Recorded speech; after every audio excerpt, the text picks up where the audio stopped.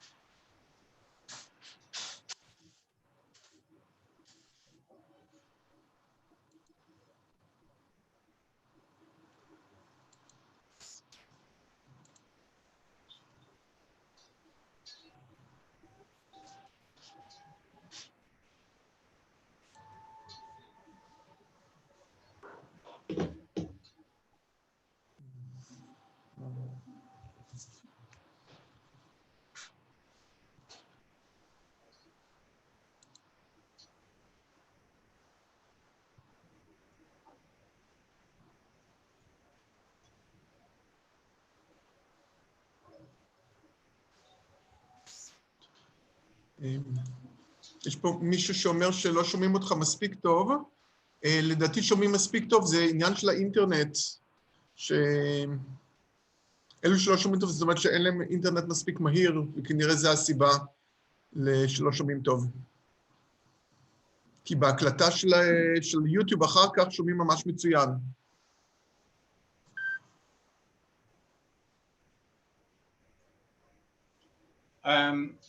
So there was just a complaint that you don't hear me well enough. So my volume is up as high as possible on my microphone. Please do check if perhaps the volume on your speakers are not high enough, or of your headphones if you're listening with headphones, because as far as I can see, I'm as loud as possible. Also, if you turn off your video, that can reduce the amount of internet that have to pass.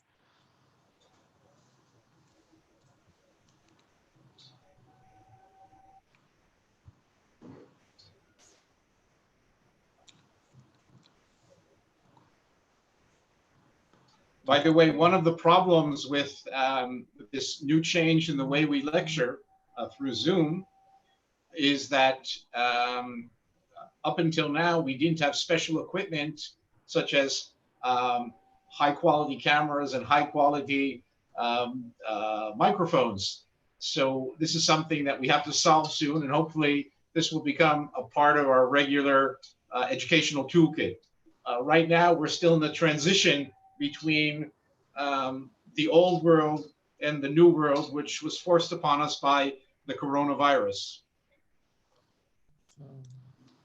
Okay, so all of you who have joined just now, let me just say what I said before, is that we will be starting on the hour in about 10 minutes. A few minutes before we start, we'll open up the floor, and those of you who want to introduce yourself and tell us where you're from or something of the sort, you're more than welcome. Once the lecture starts, we're going to shut off audio for everybody. And if you have questions, write them in the chat. And please, the chat is only for questions related to the lecture, not for other issues. And Erez Giron, who is my assistant co-host for this lecture, and also Shem Tov is in the background. He's actually now the host, and he's in charge of the live streaming to YouTube. So Erez will be in charge to get the questions together. And unless there's a very, very important question at the during the lecture, we'll save the questions for the end. And at the end, Erez will bring up the various questions and I'll answer them. So if you have questions on any topic related to the lecture, during the lecture, simply send a chat note and Erez will mark them together and we'll talk about them later on. So meanwhile, we have a few more minutes and then we'll open up the floor for a few introductions and then we'll start with the lecture.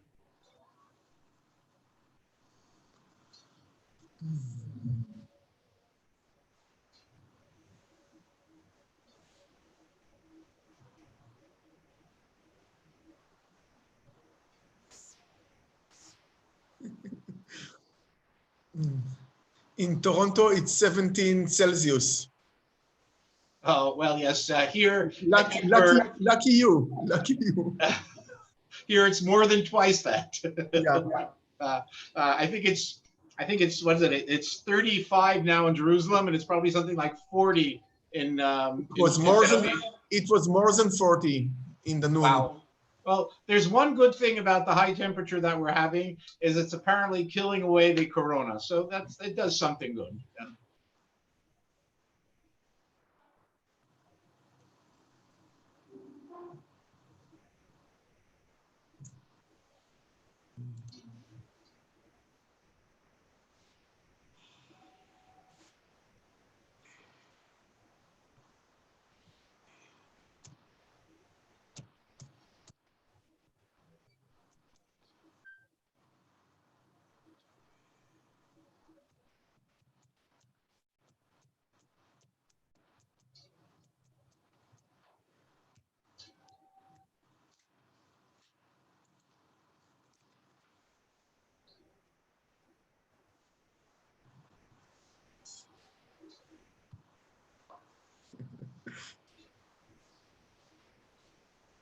I can't hear them talk. Hi, Pearl. That's my aunt. Can't hear you, Pearl. Your microphone is off. Yeah. You can still turn on your microphone. We can hear you well. Okay. Hi, Pearl. Yes. Please do it one at a time. Okay, so let me again say hello to everybody. For those of you who don't know me, I'm Professor Aren Maeir from the Department of Land of Israel Studies and Archaeology at Bar-Ilan University. We're going to have a lecture that will start on the hour. That's in about 6 minutes on the excavations that I direct at es-Safi Gath, Gath of the Philistines, home of Goliath.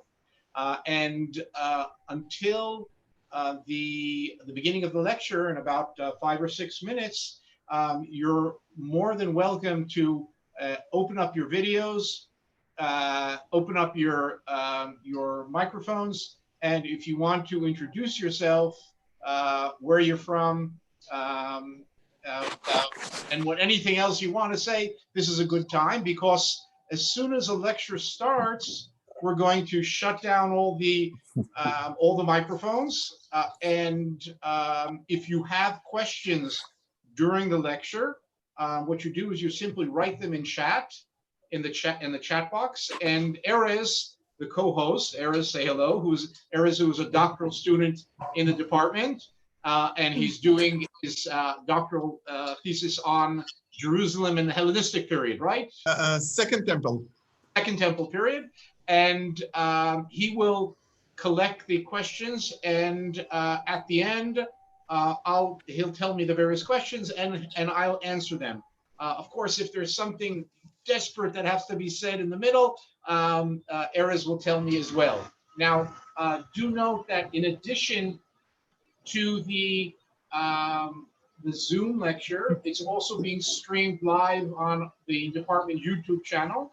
So if for some reason you're having a problem hearing or seeing the Zoom lecture, you can move to our YouTube channel or tell anybody else to look there. So please, if you would like to introduce yourself one by one, please go for it. We have a few more minutes. Well, hello. I'm Sharon Blaukhoff in Jerusalem. Oh, okay. Really, ever so pleased with all these lectures. Is that what that do? Next. Okay, who else? Someone from Haifa, I see. We have our usual guest from South Africa. From Silver Spring, Maryland. Okay, good to see you. Actually, two people there, yeah. Yes, that's us. Yeah. We have a window behind us. Brooklyn, New York. Oh. Elaine and Saul Schreiber in Renana. Okay, hi there. Leona Railbrook, Los Angeles.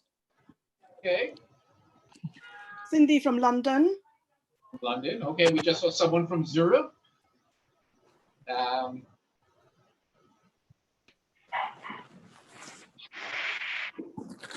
It's a new world. It's wild seeing all these people from different places.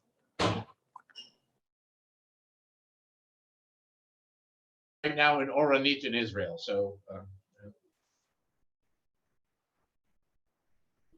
Okay.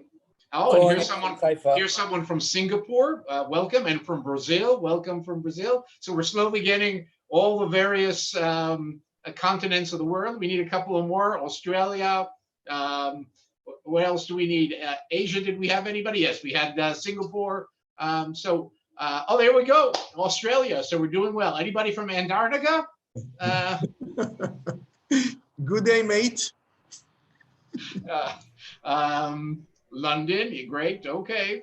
2 more minutes and then we'll start. And as I said before, again, to update those who are joining right now, the lecture, which will start on the hour, will be given both on the Zoom, but also live on the department YouTube channel. So if you're having any problem listening to the lecture on Zoom, you can transfer to the YouTube channel, and it appears in one of the chat notices. And the other thing is that as soon as the lecture starts, we're going to close down the audio for everybody. And if you have questions, please write them in chat. And then Erez Giron, who is my co-host here, Erez, raise your hand. He will get them together, and at the end of the lecture, present them, and then I'll go over them and answer them. Of course, if there's something cardinal that has to be said in the middle, we'll stop for that. The other thing that I wanted to say is, yes, if you do put something on chat, please only things that relate to the lecture, not your. Once we stopped our introductions here, we're going into the lecture, and we'll deal with the lecture only. And a call from Lawrence, Kansas. Okay. Lawrence, Kansas, USA. No place. Okay, and another thing is the lecture will be recorded. So if you have to stop in the middle or miss it or whatever, or you want to pass it on to someone else, it will be recorded and it will appear on the department YouTube channel. Okay, so we're going to start now. I'm going to I'll put the record on, and we're going to shut off the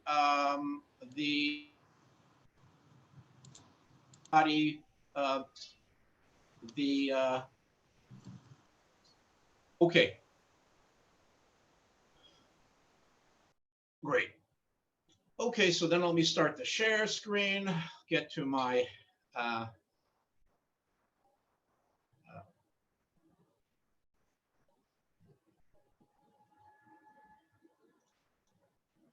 okay, so welcome to everybody. As I said before, my name is Professor Aren Maeir. I'm an archaeologist at the Department of Land of Israel Studies and Archaeology at Bar-Ilan University.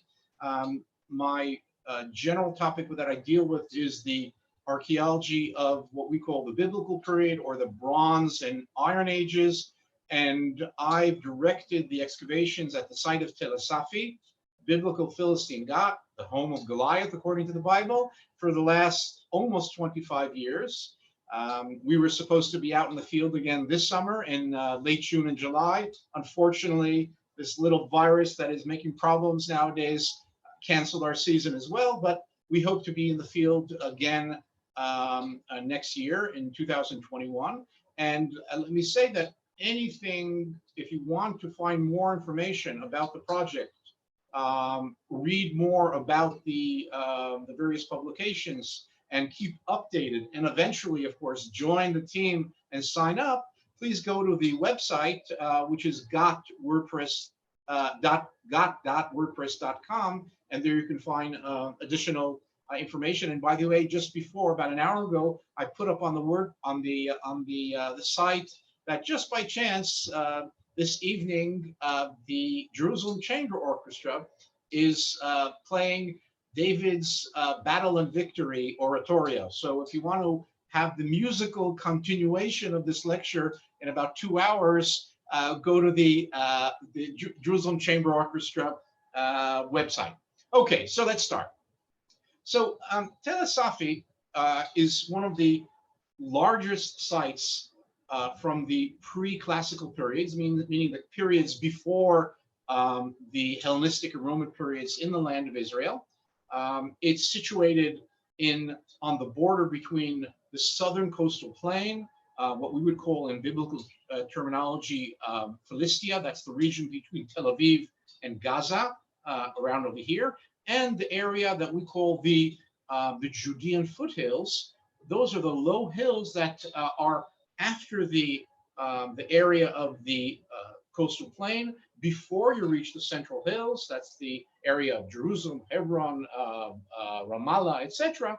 There's low hills in between, so that the site is situated just on the border between these two regions. And in fact, it's also one of the 5 Philistine sites that we know from the biblical texts, and as we'll be speaking about, we know very well from the archaeological remains.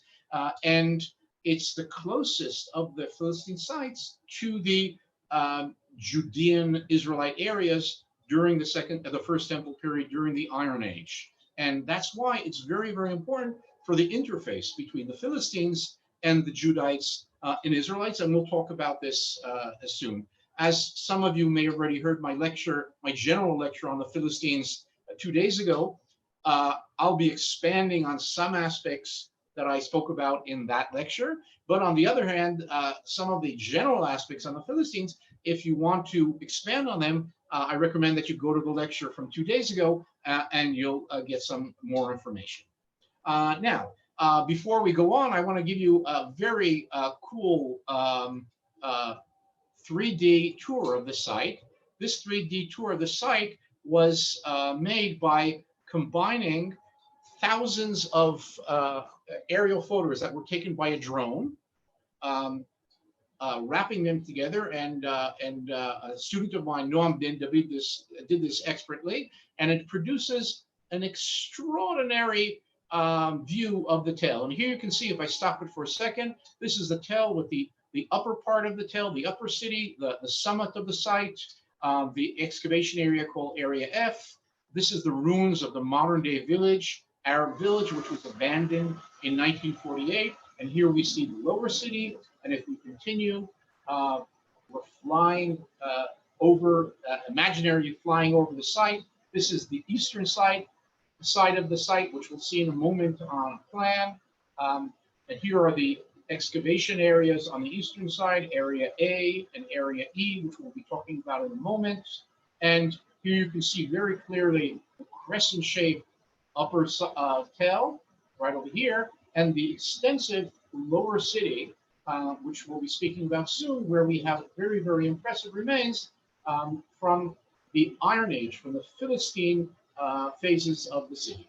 Okay, so that's the virtual tour. And now let's go back to the PowerPoint presentation, and there you go.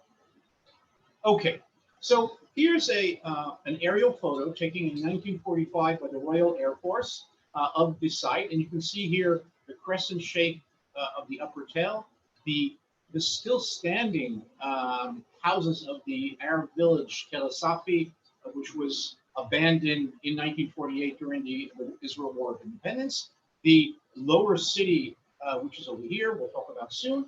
And notice surrounding the site in this very clearly seen feature in the aerial photograph, this is the siege system that surrounds the site. And as we'll talk about it later, this is a siege system that was built by the Arameans, the Aramean army under Hazael, the king of Aram Damascus, who besieged Philistine Gath around 830 BCE, and then eventually destroyed the site. And we'll be talking about this soon. And here you can see on a plan of the site, the crescent shape of the upper tell, area F, area A and E, and a couple of other areas on the eastern side, the lower C with the various areas of excavation, the siege trench that goes around the site, and area T, which we'll be mentioning also soon, is where we have a cemetery, a Philistine cemetery.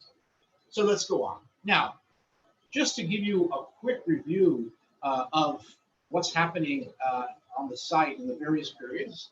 We don't have time to go into this detail, but I'll cover the main periods that we'll mention during the lecture. And we'll start with the Bronze Ages. That's the early Bronze, Middle Bronze, and Late Bronze Age. That's when the site is probably settled by Canaanites. We'll talk a little in more detail about the early Bronze and Late Bronze Age. This is ends around 1200 BCE, and then from about 1200 BCE until 830 BCE, that's the centuries in which the site is a very important site of the Philistine culture. We'll be talking about the Philistine culture very soon. Then at 830, the Philistine site is destroyed. A few decades later, it's rebuilt, and this time by the Judah kingdom, probably during the reign of King Hezekiah in the late 8th century BCE. The site is occupied by the Judean kingdom for several decades, and then apparently destroyed by the Assyrians, perhaps Sargon or Sennacherib, kings of Assyria. Then in the later periods, we know of occupation during the Persian period. That's the very beginning of what we would call in Jewish history the Second Temple period, the period of the Restoration, the period of Ezra and Nehemiah. Then during the Hellenistic, Roman, and Byzantine periods, we do have some occupation on the tell, but it's rather minimal. And it's a very interesting situation that we see at many sites in the land of Israel and in the Near East in general, is that sites that for millennia were settled on the tells, during the classical period, they move off the tells into flatter areas. And that's probably because in the Hellenistic and Roman period, they built more extensive and planned out settlements. So, for example, at es-Safi, a kilometer and a half to the east, there's the Hellenistic and Roman period site. But again, in the Crusader period, we have a settlement again. And in 1099 CE, that's most of the periods we'll be talking about are BCE, the Crusaders capture the entire land except for the city of Ashkelon, and among other sites, they build a fortress called Blanche Garde on the site, and this fortress continues to exist for a few decades. It's then captured by the Ayyubid Muslims, and then the site turns into a village, and this village exists during the Mamluk, Ottoman, and British Mandate period until 1948. And in the Israel War of Independence in 1948, the site is abandoned, and basically from then onwards, it's not settled. And in recent years, the last 15 years, it's become, or 20 years even, it's become a national park. And as I said before, we've been excavating the site for almost a quarter of a century. And it's important to stress that our excavations don't intend to excavate this period only or that period only. We've been covering the entire sequence of the cultural and human history and environmental history of the site. And we've touched upon all these various periods in various ways. That said, I would say the focus of the excavation is mainly the Bronze and Iron Ages, because First of all, those are the periods that I'm an expert at, one, and two, those are the periods in which the remains are perhaps the most extensive. So let's now start in our virtual tour through the centuries, and we'll start with the early Bronze Age 3, a period which ends nowadays we know about 2500 BCE, and in particular in area E on the eastern side of the tell, we have very impressive remains, but we know that this whole site, the whole upper tell, was settled during this period, and in fact there was a very impressive fortification that surrounds the upper tell that was built at this period that we found in various areas. And if we focus in on area E, what we have here is a very interesting thing, is we have the neighborhood of the John Does, the people, the regular people, the commoners. And this is a very lucky find, because very often to get to an extensive opening of a regular neighborhood in a large multi-period tell, you have to go through a lot of later remains. And here, because of the slope, we just had to excavate through the late Bronze Age, and then we reached the early Bronze Age, and we managed to reach a neighborhood with 6, 7 different houses with alleyways in between, with very nice preservation of the finds. And this represents the last phase or phases of the early Bronze Age city. Now, the early Bronze Age is an important period in this region. It's the first period in which cities appear, and they appear not only in Canaan, in the land of Israel, but also at the same time, more or less, in areas such as Egypt or Mesopotamia. And for example, in Egypt, more or less at this time, this is the period of the pyramids. And this is a very, very important period in general human history. And in the land of Israel, we see a mosaic of various city-states, very often fortified, like es-Safi, which pop up at the time and probably represent the various polities, the geopolitical entities, the kingdoms, the small kingdoms that existed throughout the region at the time. Now, we had a lot of very interesting finds, but one of the finds I want to focus on is a rather unusual find. About 15 years ago, when excavating the houses of one of the houses, the floors of one of the houses of the early Bronze Age neighborhood, we found a complete skeleton of a donkey that had been deposited purposely under the floor in a pit, as if some sort of a sacrifice.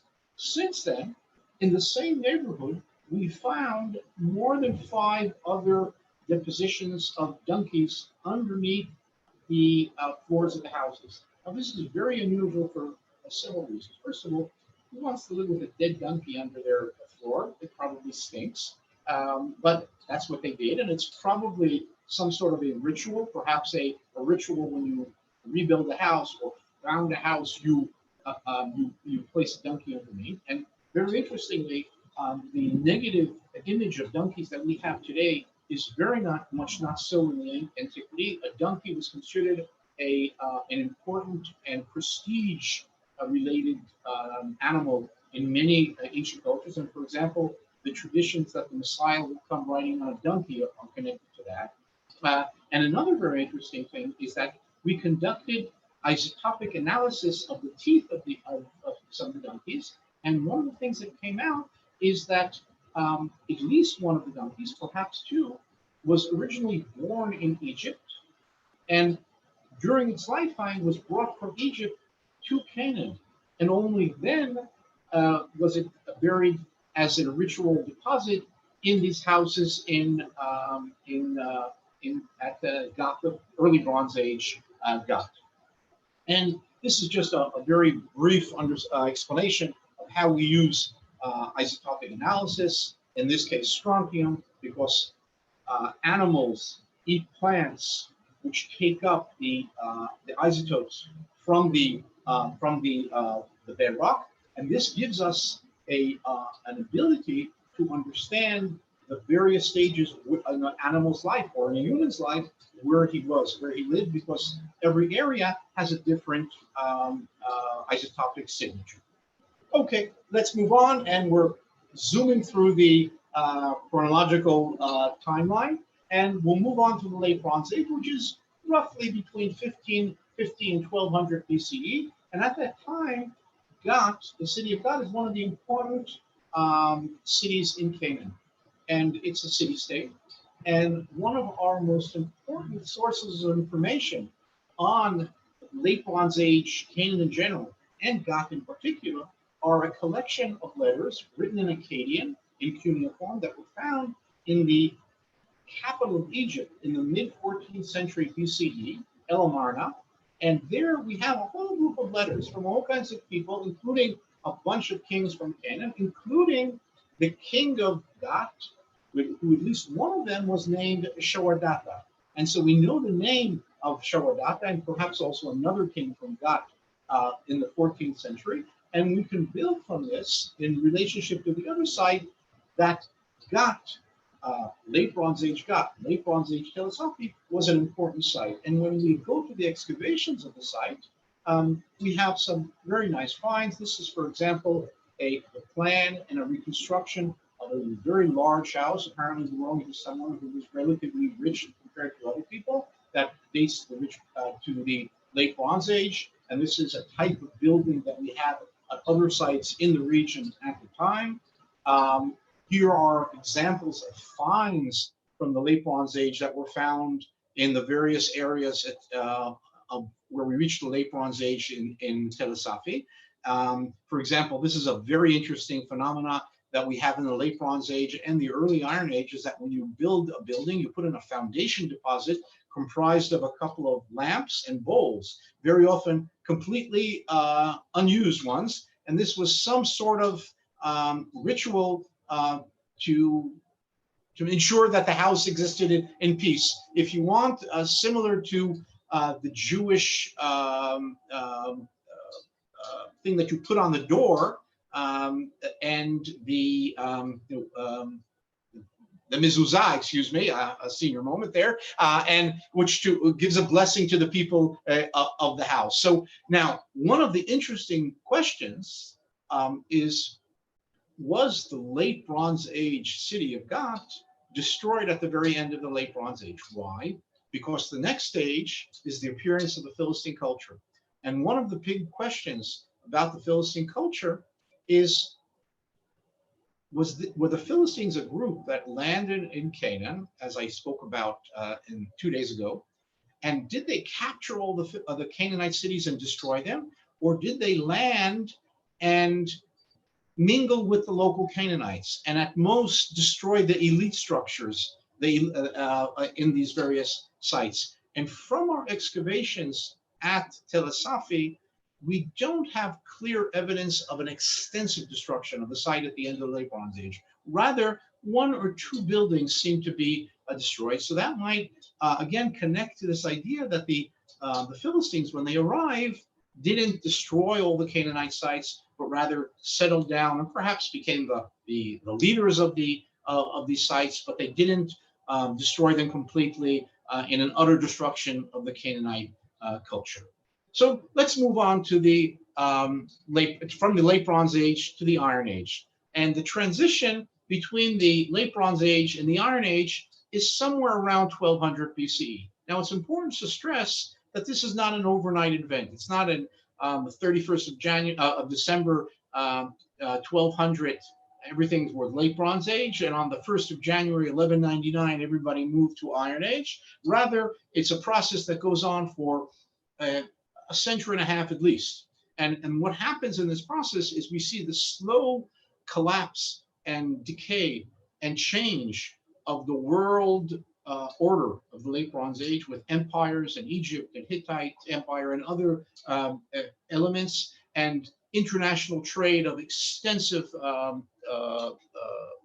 evidence of it, diplomatic connections, city-states throughout the region. And over a period of about 150 years, the Hittite Empire disappears. The Greek palace states are destroyed or abandoned. This is the time of the Trojan War.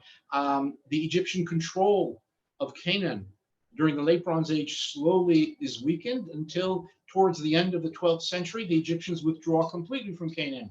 And in Canaan itself, the land of Israel, we see that over an extended period, the various large city-states, such as Hatzor, such as Megiddo, such as Tel es-Safi, slowly are either abandoned, destroyed, or the culture changes. And this is a very extensive period of transition. Now, at this time, we also have the appearance of all kinds of new peoples, such as the Israelites. The Israelites, the first extra biblical evidence of the Israelites come from just before 1200 BCE.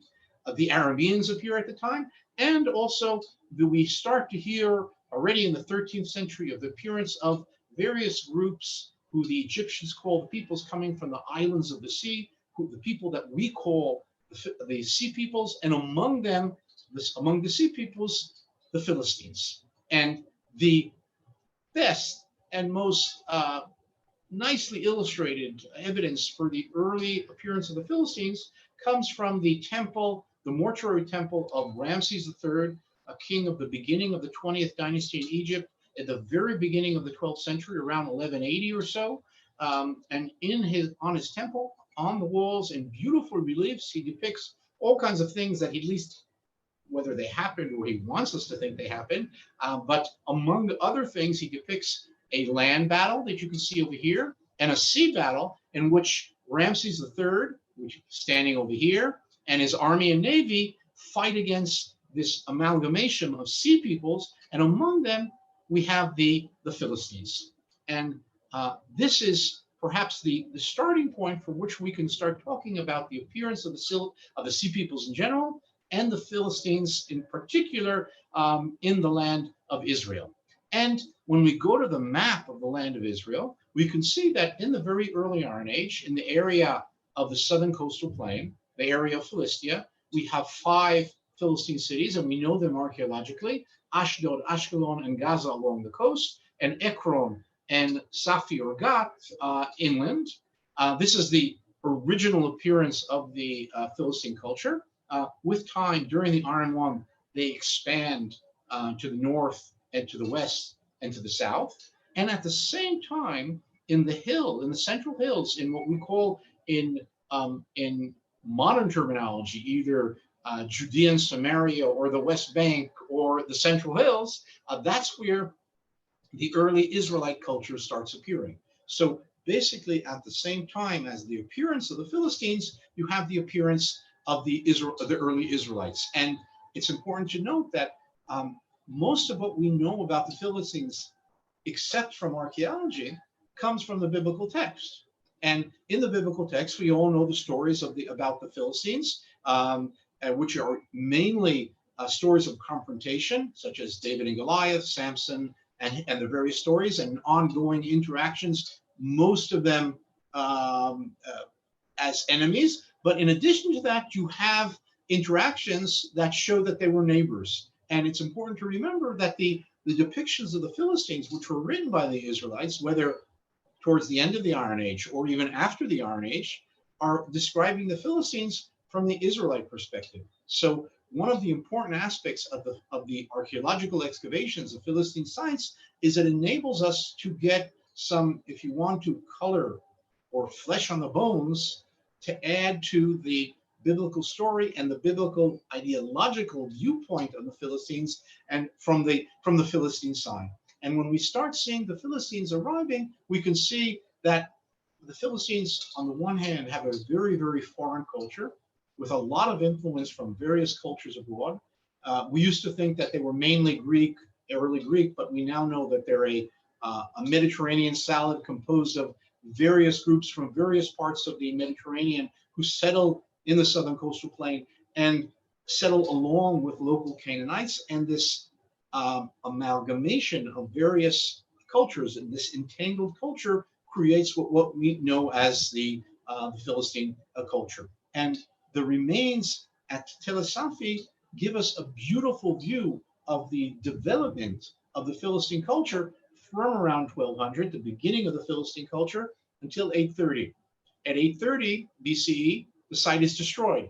Now, the Philistine culture continues to develop for another 200 years until the end of the 7th century, when in 604 Nebuchadnezzar of Babylon destroys the last Philistine city.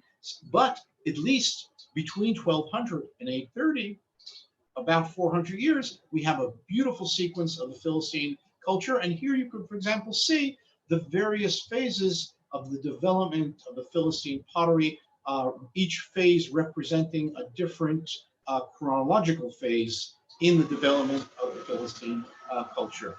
A very interesting thing that we found at es-Safi and at other sites, that when the Philistine culture appears, we see changes in the diet and in the food habits of the Philistines, particularly the Philistines in the cities, Philistine cities.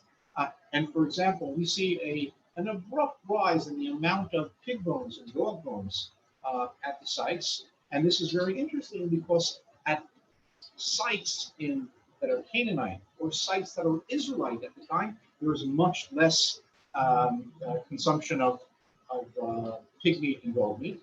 And it's important to note that in the past, scholars thought that, well, if you have pigs, it's Philistine. If you don't have pigs, it's either Canaanites or Israelites. Nowadays, we know that the story is much more complex than that. And there were Philistines who ate pig, there were Philistines who didn't eat pig, there were Israelites who ate pig, there were Israelites who didn't eat pig. So it's not as black and white as perhaps thought.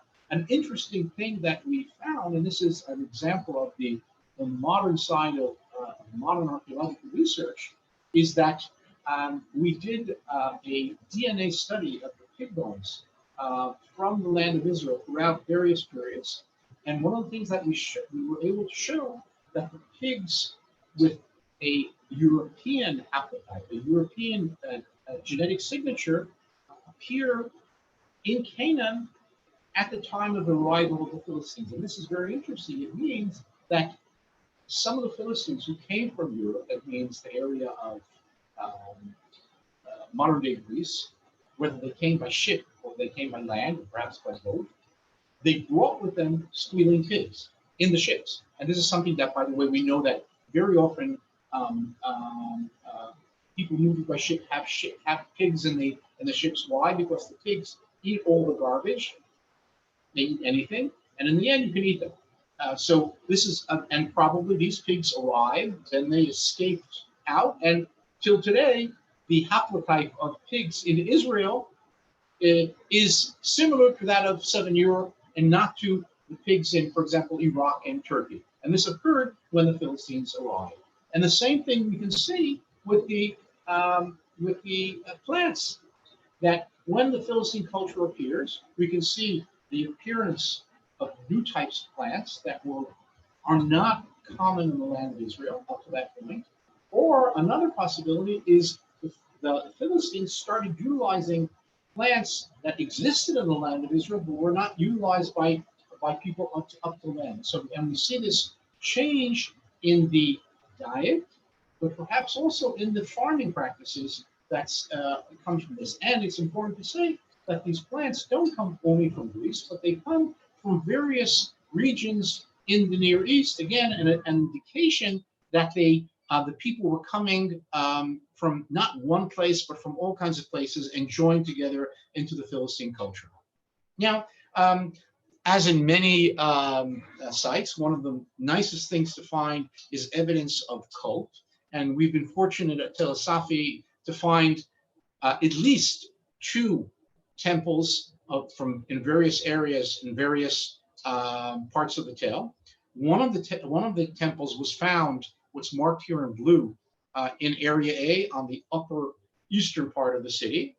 And there, underneath the extensive layer of the destruction of the site by Hazael, which is marked off in red, we have an earlier level, or earlier levels, excuse me, which include a temple. And here you can see a view of the temple, and with a little reconstruction, that's more or less the walls of the temple and the two pillar bases in the center.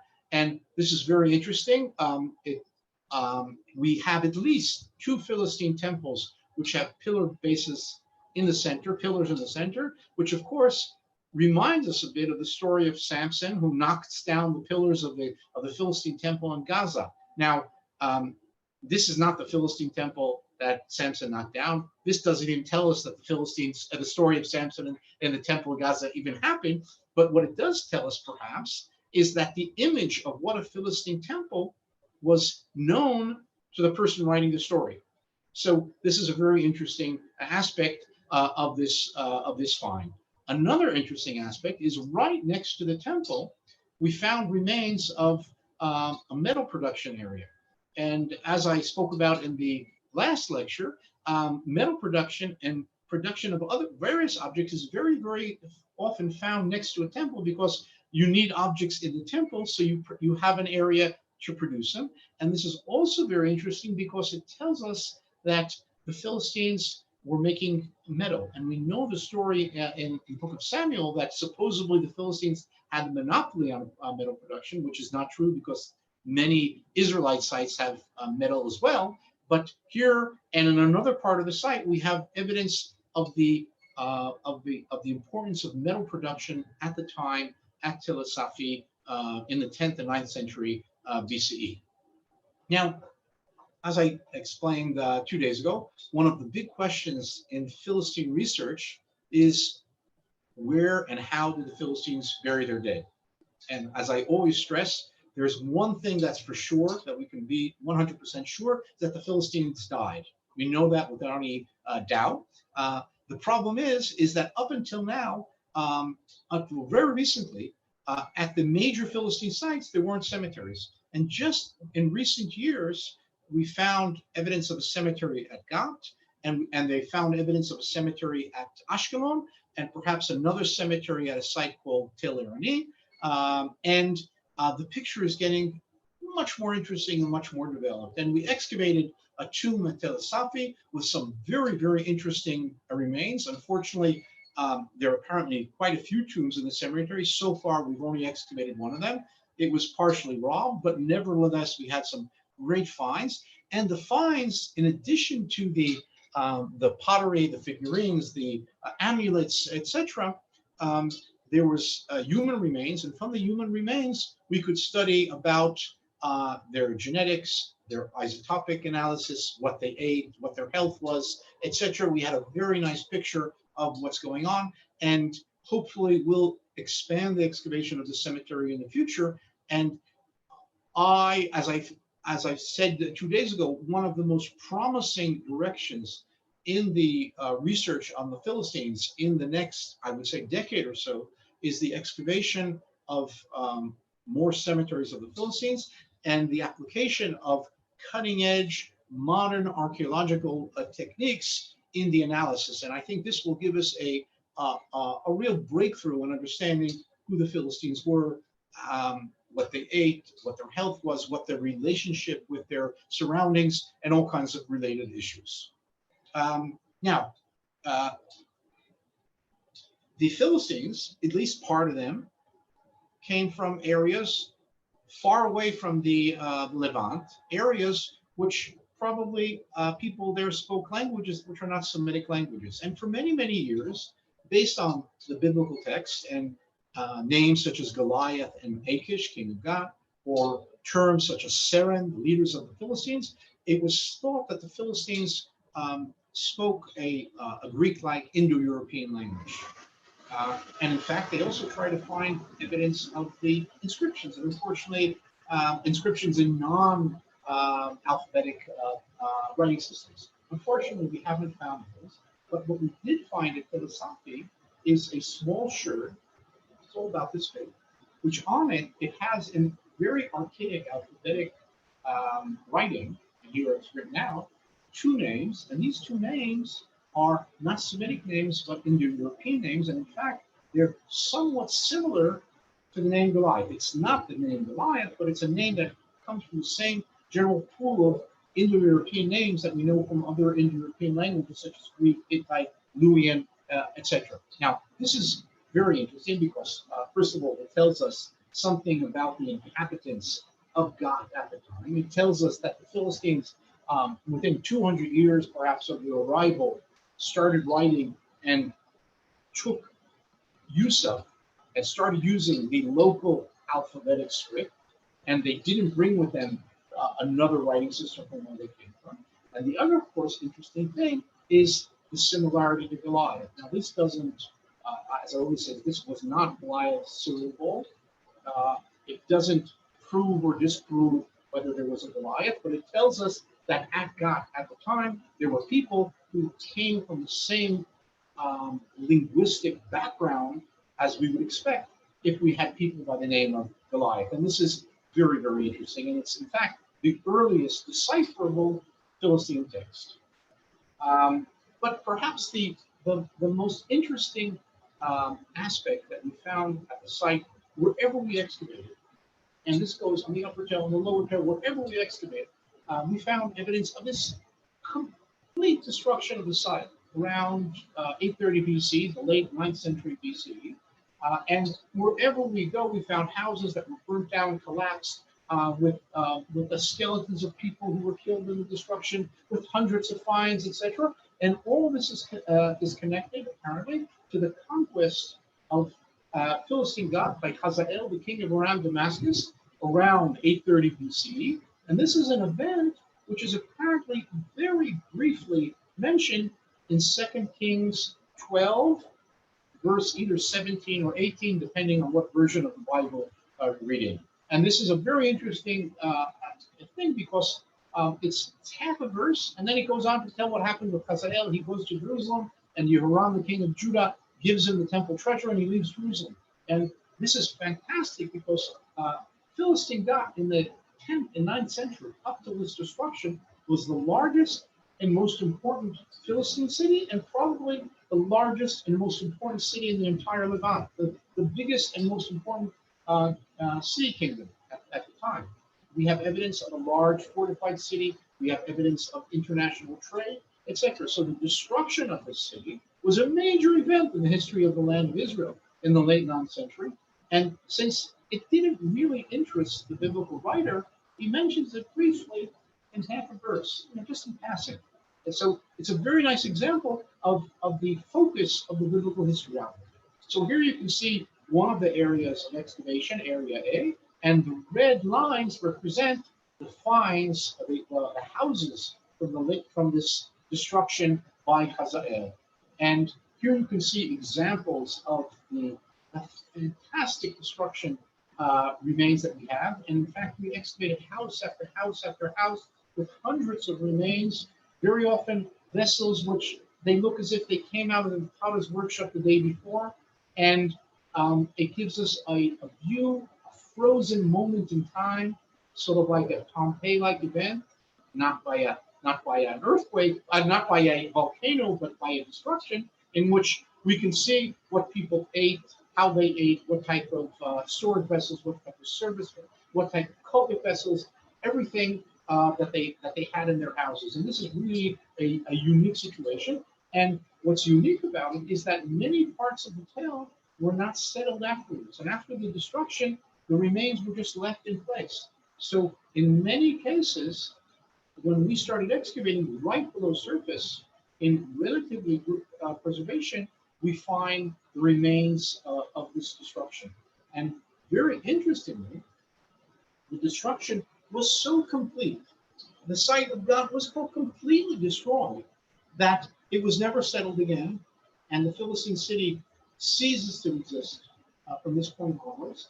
And in fact, we have evidence of skeletons of people who were killed in this conquest and destruction of the site, and there was nobody around to bury them. They were left out in the open.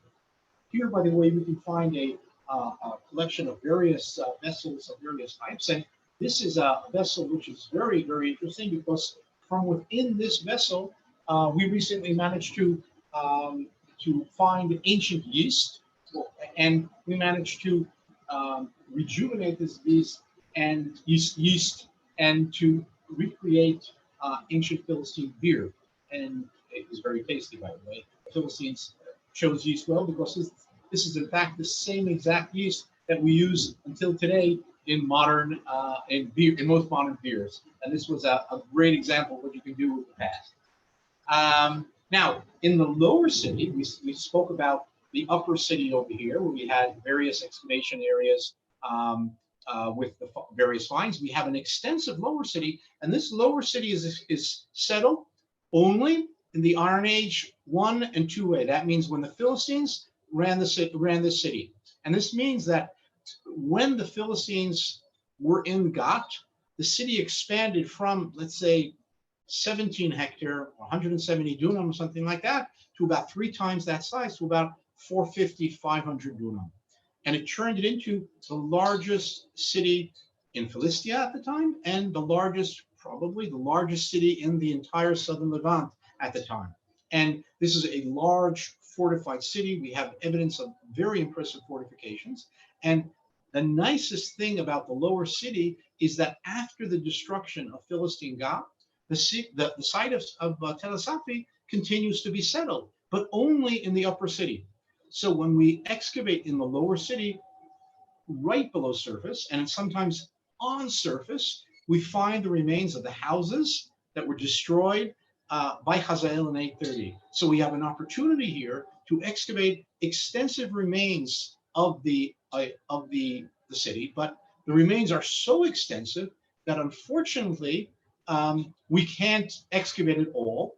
And so here we have another temple that was excavated in area D on the western side of the lower city. And here you find the various remains found in surface. Here's a great altar with me kneeling next to it that we found in the temple. This was destroyed in the Hazael destruction.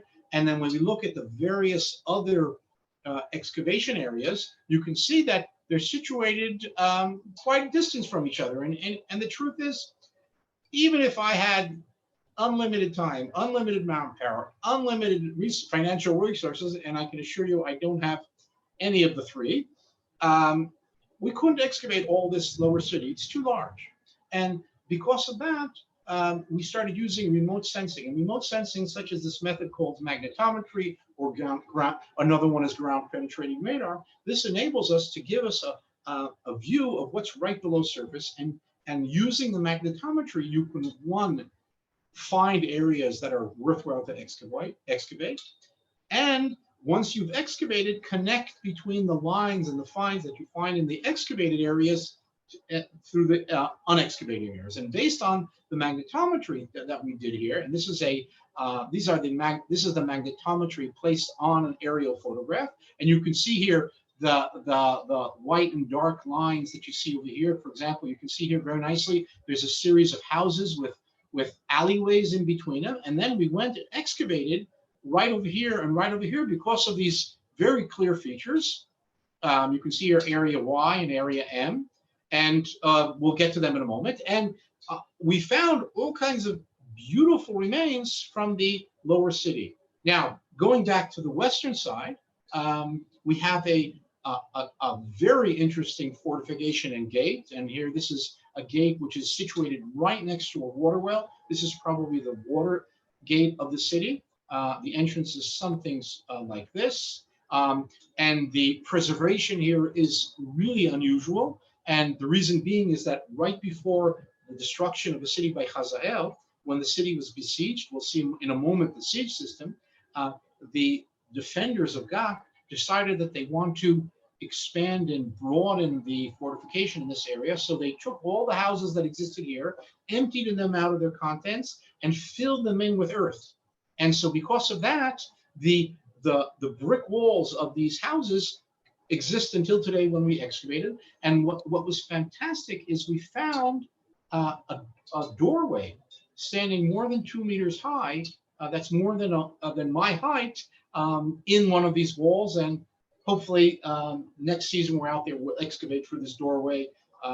And we've gone to both sides from one room to the other, but we haven't gone in the doorway. So that should be very interesting. And so this is an example of the fortifications of the city. And here you have the various stages of this very impressive gate. And the gate goes in over here, and the various components of the fortification and the various phases. And then we move back to area to the eastern side of the lower city. And here we see a very nice example of what we find in the lower city.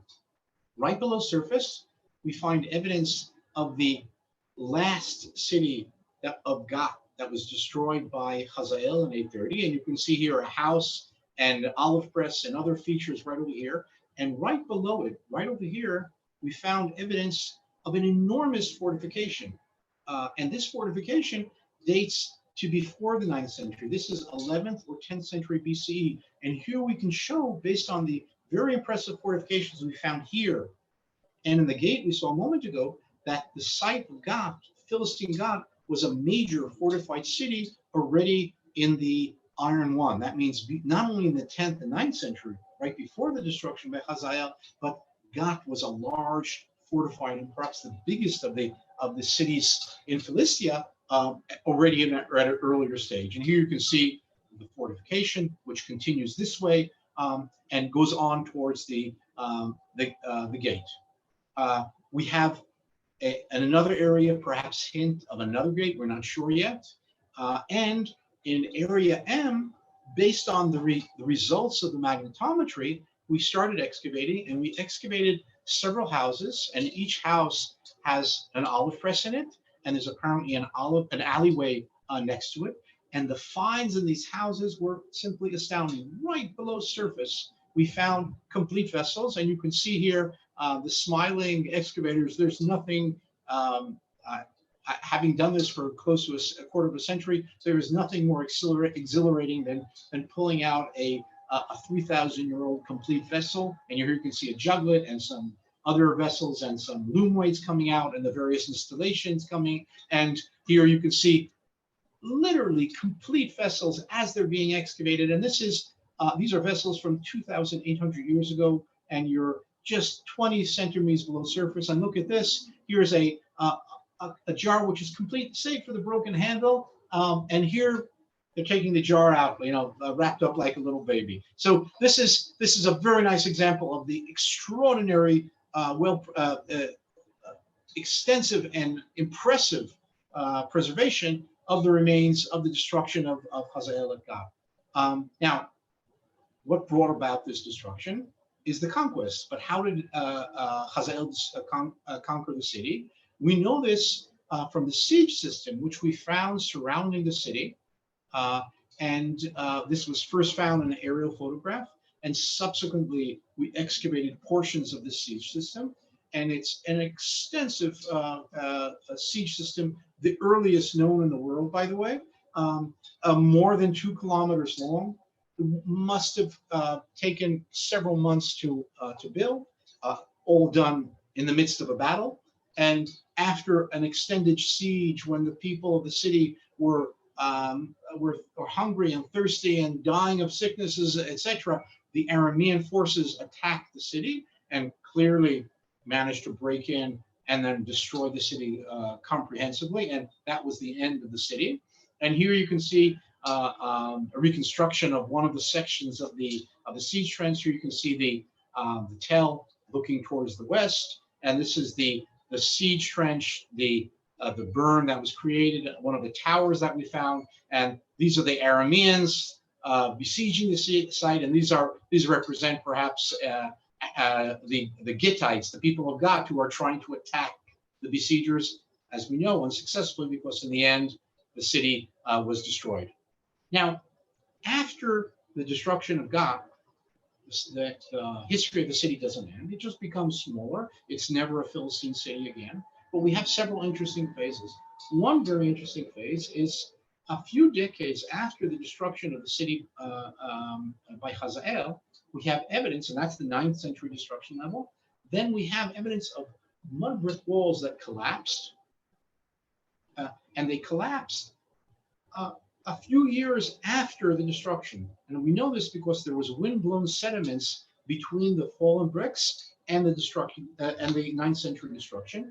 And right above them, we found 2 late 8th century levels. So this means that perhaps the fallen bricks, which we see here and at several places on the site, were bricks that fell at some event in the mid 8th century BCE, first half of the 8th century BCE. And very interesting, from the biblical text and from geological studies, we know of 1 or perhaps 2 earthquake events in the mid 8th century BCE. The most famous, of course, the the earthquake at the time mentioned in Amos book 1:1, chapter 1:1, and perhaps we have evidence of a very, very significant seismic event that occurred in the 8th century. Then, at the very end of the 8th century, we have an interesting phase at Gath when the site is resettled, but at this time it's resettled with material culture which is very similar to the material culture that we know of from the Judite kingdom, from sites such as Jerusalem and Lachish. And we know from the historical sources and from the Bible that in the late 8th century, Hezekiah, king of Judah, tried to expand the kingdom of Judah westwards into the Shpela, into the Judean foothills. And then in 713, Sargon II, and again in 701, Sennacherib, two kings of Assyria, they campaigned to this region and basically kicked the Judeans back towards the central hills. And so we have a very temporary phase of Judite occupation on the site. Then, as I said, the site is settled to a certain extent in the Persian period, but very, very little in the Hellenistic, Roman, and Byzantine period, a bit in the early Arab period, early Muslim period. And then, as I said, in the 12th century, after the Crusaders captured the entire land of Israel in 1099, except for Ashkelon, they build a string of fortresses around Ashkelon, including a fortress on the very summit of Tel es-Safi. This fortress is called Blanche Gard, the White Fortress, because of the white cliffs that you see at Tel es-Safi till today. And unfortunately, we couldn't excavate the center of the fortress, the very summit of the Tel, because it's completely covered over by a modern cemetery. But fortunately, in one of our areas, Area F, we managed to get the very, very corner of the wrong way. Sorry. The very, very corner of the fortress, and so we have an idea a little bit about the fortress. And then after the Crusader fort is destroyed by Saladin the Ayyubid, the site continues to be settled as a village from the 13th century onwards until 1948, through the Mamluk and Ottoman periods into the period of the British Mandate. We have evidence of the various stages, including a cemetery of the early modern period and many, many structures of the modern Arab village that we find particularly in this part of the site. And here you can see a picture taken in the early 1920s by British archaeologists, and you can see that the houses of the village still on the Tel. And notice that the lower city, the area of Area D, Area K, etc., is almost without anything on it. So that's why the Iron Age remains are so well preserved. And here we can see the remains of the village mosque, which are situated in the center of the site. And all this was abandoned in 1948, and since then has gone through a period of abandonment and destruction, and the stones of the houses have been stolen away, but you can still see a lot of the village on the top of the Tel. So first of all, thank you for this for listening to this very, very brief depiction of our work at Tel es-Safi. If you want to get more details, as I said, go to our website. You can contact me by Gmail, by arenmaeir@gmail.com. And also, if you go to my academia.edu page, almost all the publications about the site appear there. So you can get much more information there. And of course, even though we're not excavating this coming summer in 2020, hopefully, if we can control this corona, we'll be out in the field again in 2021, and you can all join us. And as I've said very often, thousands of people have done this for the last quarter of a century. Not yet one has said to me, Aren, it was a waste of time. I didn't have a good time. Everybody enjoys themselves. So come, you'll learn about archaeology, have a great time. You'll find great finds, and it will be something to remember. So now that we're finished, Erez, we can put on the Erez, why don't you start collecting? I see there's like something like 20 something. There are many questions. Okay. And I send some of them to your chat because it was not proper with the English to understand them. Okay, about the siege. Are there any other, how regular is that to put such a siege on a city? And are there any other siege like this one in Israel? And another question regarding the siege, how can we sure that it was surrounding the whole site? Okay.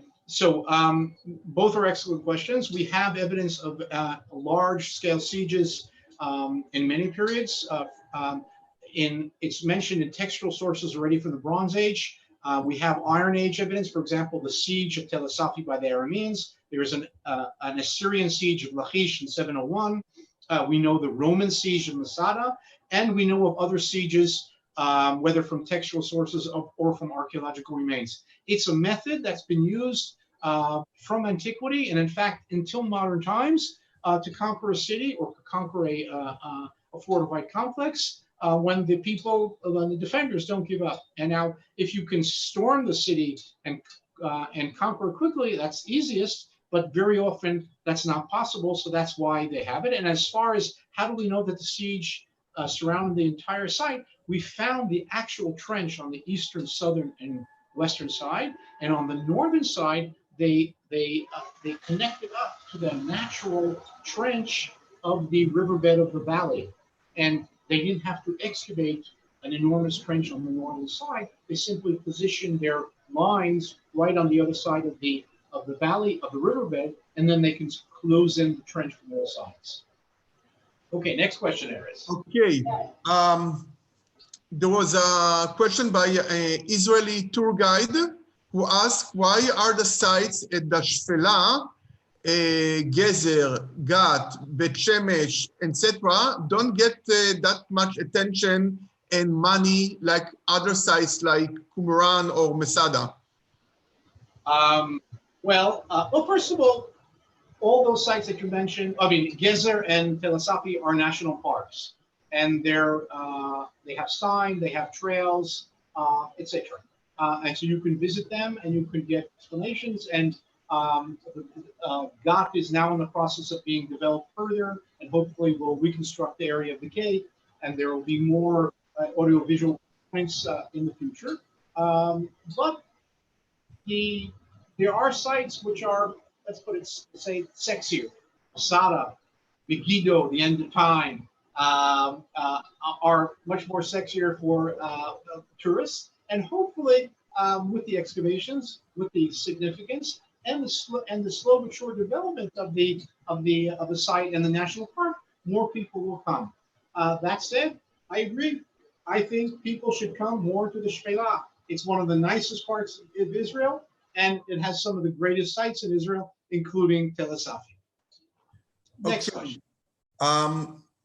There was a question, how do we know about the collapse of civilizations at the end of the late Bronze, except for what we know from writing? You mean, how do we know about the collapse? Well, first of all, archaeologically, they've excavated throughout the Eastern Mediterranean, in Greece, in Cyprus, in Turkey, in Syria, Lebanon, Israel, Egypt, etc. And we have found evidence of many sites that over a period of, as I said, 150, 200 years, were destroyed, abandoned, changed, etc. We have evidence of changes in the material culture. We have paleoclimate evidence that during this period there was apparently an extended period of less rain, and that could be dramatically affect an ancient culture. And this fits in very well with the written evidence, which is extensive during the late Bronze Age, and then very quickly the written evidence disappears for about 200 years because many of the kingdoms that had been using writing in the late Bronze Age either ceased to exist or became very, very smaller, and we have fewer evidence of writing at the time. Next. Okay. Now I'm passing you a question through the chat. So if you can read it, just a moment. Second, I'll go to the chat. Okay. Okay. How many levels or phases? Oh, no, which one? Oh, yeah. Okay, you can answer for both of them. Yeah, okay. Okay. So how many levels or phases have you found from the Iron Age 1A period at Gath?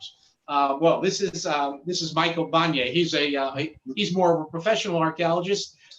We have about 2 or 3, and quite a few subphases as well. But that's for the experts. And then, how would you consider the Philistines? One nation, like generally presented in the Bible, or rather 5 separate cities? That's an excellent question. Now,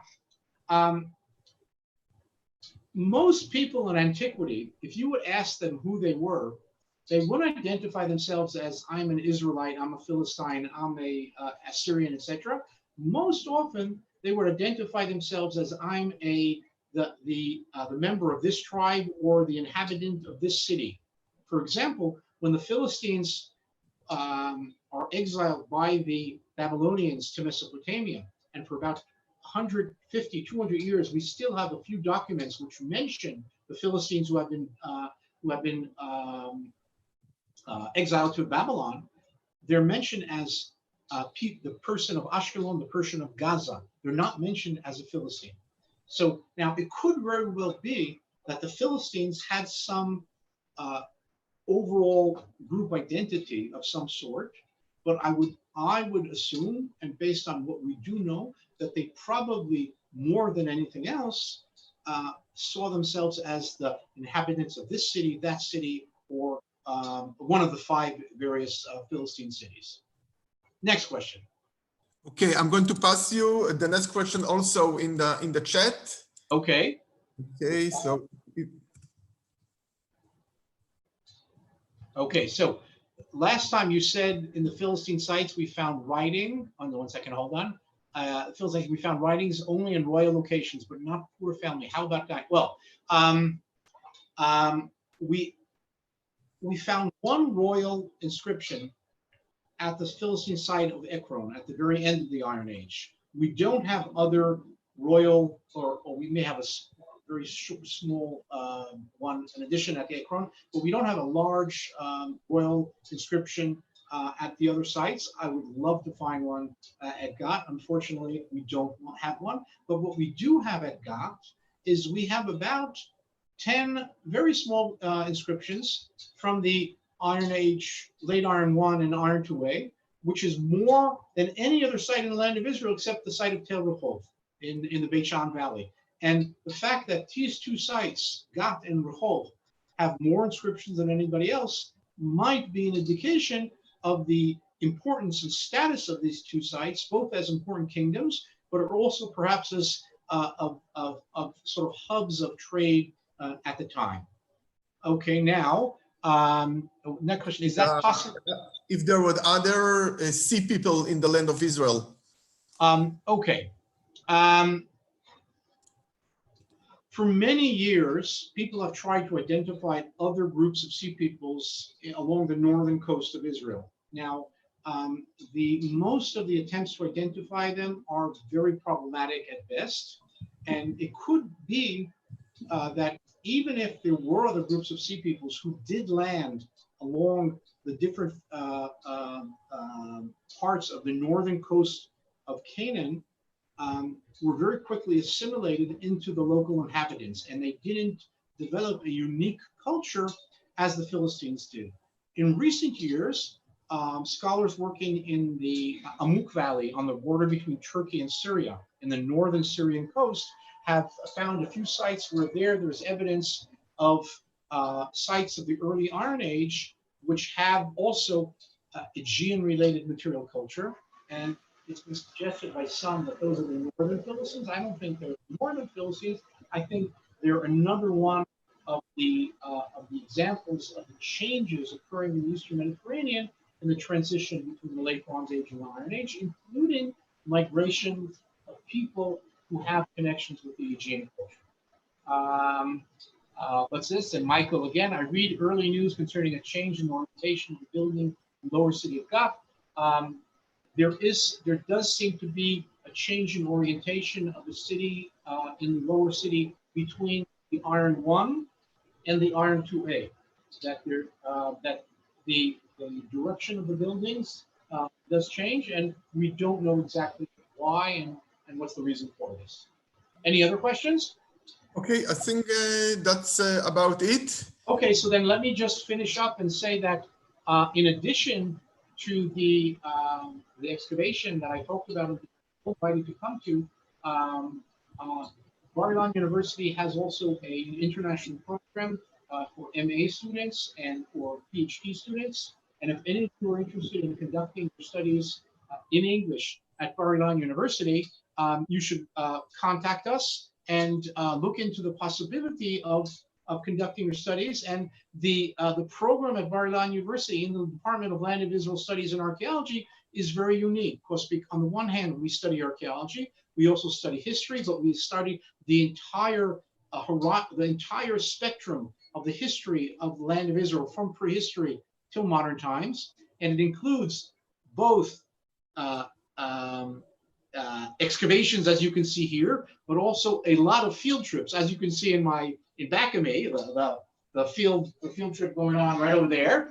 And it's a real hands-on experience. So it's a lot of fun. And I invite you to come and join us, get in touch with us, and hopefully we'll see you here in the future at the excavations and in our class. And I think I see there's a couple of more chat questions, so maybe we'll finish up with that. Yes, of course, make sure that tomorrow evening at the same time, there's a lecture by Professor Sean Zeligaster on Lachish, the city that saved Jerusalem from the Assyrians, and there's a continuation of this program in the next few days. You can look into this on the department website. And as I said, if you didn't manage to hear the entire series, all the lectures of the series are on the department website. And there's one more question. Which is your bet about Gath being the Judahite city of Rehoboam? I don't think that Gath is mentioned in the list of Rehoboam, but that's already for experts in the Bible. Okay, thank you very much. It was great speaking to you all, and I hope to see you again in the excavations, in the lectures, and perhaps studying with us at Bar-Ilan. Bye to everybody. Bye.